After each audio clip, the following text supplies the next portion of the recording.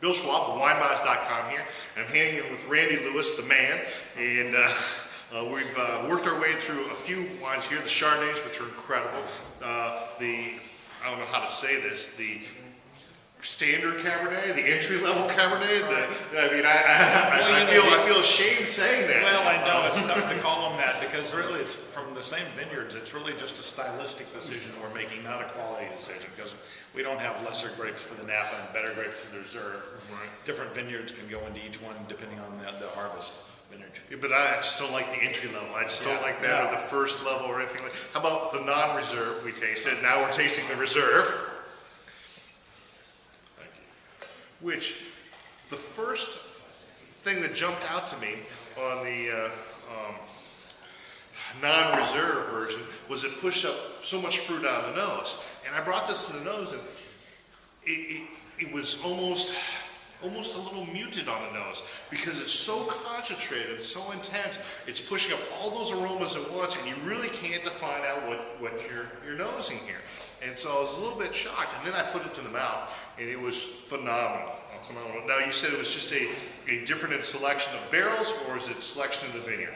No, vineyard and lot selection. You know, as I say, since we do the different lots and small fermenters, we have only 6 vineyards with 24 lots, so it's a lot selection. And we taste through all the barrels of everything, so you could say it's a barrel selection too, because we taste through all the barrels of everything we make, but it's mainly a lot selection. And this is the first wine we've ever made with Petit Verdot in it, so it's 98% Cab and 2% Petit Verdot. Excellent, excellent. Do you grow your own Petit Verdot? We do. Outstanding. Yep. Again, a very, very rare thing to grow your own Petit Verdot. A lot of people like to use it. A lot of people like to have it in their blend. It adds a lot. Traditionally, the most expensive variable to buy in Napa Valley every year by the ton. So usually you don't find a lot of people that are growing their own Petit Verdot. Mostly they buy it for Beckstoffer for 15 grand a ton. But growing your own shows a true commitment, especially when you're talking about such a high quality level, and you really don't use a lot of other grapes in your blends. I mean, you have the 100% Cab here, your 98 here, your Alex blend is mostly Syrah with just a little dollop of Merlot and a little bit of Cabernet in there. So you're not growing the full gamut. You don't grow any Malbec? Nope. No Cabernet Franc? Did. We used to put Cabernet Franc in our Reserve Cabernet and also Cuvée L. Okay. We like this Petit Verdot, so we tried that starting with 08. It's gorgeous.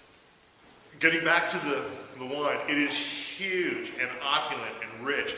I think we've committed a little bit of emphasis with it, drinking it as young as it is now. I'd like to see a couple more years under its belt to really get that nose out and expanded, because it's the only dimension that's a little bit lacking now, just because it's so concentrated, so intense. It's like drinking a young Chateauneuf du Pape or a young Hermitage. Well, that is why we do the 2 wines, so that one's more accessible now, ready to roll, and the other is going to be, you know, with food. I think it'd be really terrific right now because I've had it with food.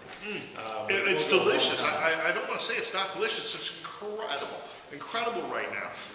There's just so much more there that needs to come out. I mean, it's hiding in its shell a little bit. It just needs to expand out a little bit more. And that's just a little bit of time in the bottle. I can't wait for it to come around. Randy, thank you so much. You're welcome. Thank you.